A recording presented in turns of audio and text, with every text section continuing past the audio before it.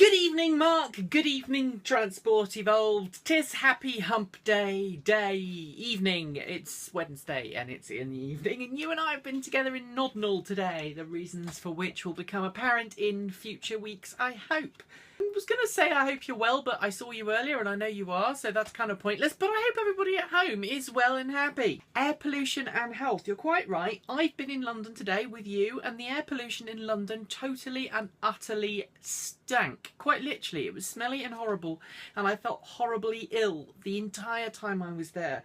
So we do need to reinforce the whole idea of cars being bad for your health. Even electric cars, actually. I mean, we should be cycling and walking more, shouldn't we? Maybe we need to put one of those air quality things on our site, Mark. The air quality outside, if you have the high-end Zoe, it comes with that little air pollution monitor. We were driving it around Gloucestershire, and surprisingly, it was really polluted, wasn't it? Do you remember?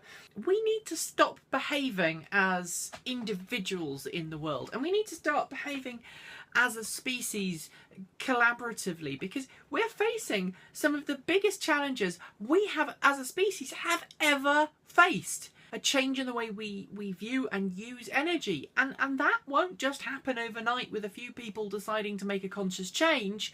It will happen when everybody decides to make those conscious changes. Tinkering.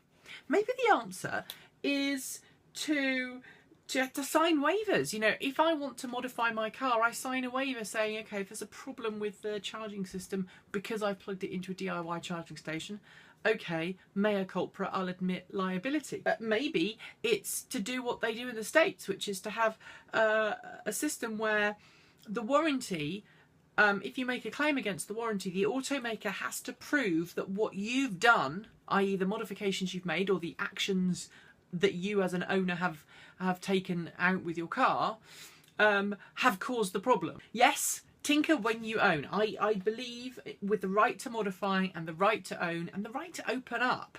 And I actually have a whole set of pentalobe drivers and all that. And I think more people need to understand how the technology works. We've got to a point in society where we no longer, a lot of us, know how technology works. You and I do, and I think we're among a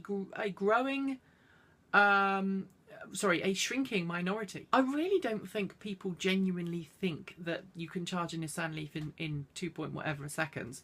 Our story yesterday, which was an April Fool, about the cantilever system in San Francisco, people said it was the toast that caught them out. Actually, toast is really big in San Francisco. I did some research. Training. I think we need more training to explain to people how electric cars work and how electricity works. Mark, you are quite right, and I think it starts in schools. The best April Fool that I came across, I think, has to be the tea one.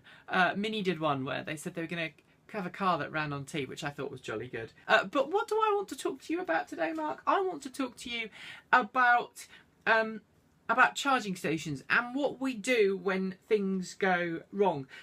This afternoon I was coming home from London in my Leaf, and I got to a charging station that was broken.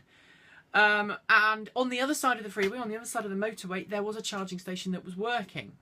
There was an access bridge over the top, but because of regulations in the UK about who you can let over those motorway bridges, and it just being a not very nice manager, I wasn't allowed across the bridge. So I had to drive sort of a mile and a half up the road, turn around and come back in the wrong direction to stop and charge. Luckily, I had just about enough charge to make it. But then afterwards, I then had to drive the wrong way up not the wrong way up the motorway, but in the wrong direction to home, turn around at the next junction and come back. And I wonder if we would react the same way, if people would react the same way, if it was a petrol station that was out of petrol. Would people want to go over the bridge then?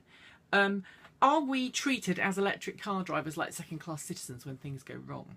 I'd be interested to see what you think. Have a good day, and I will see you tomorrow. Bye, Mark. Bye, Transport Evolved.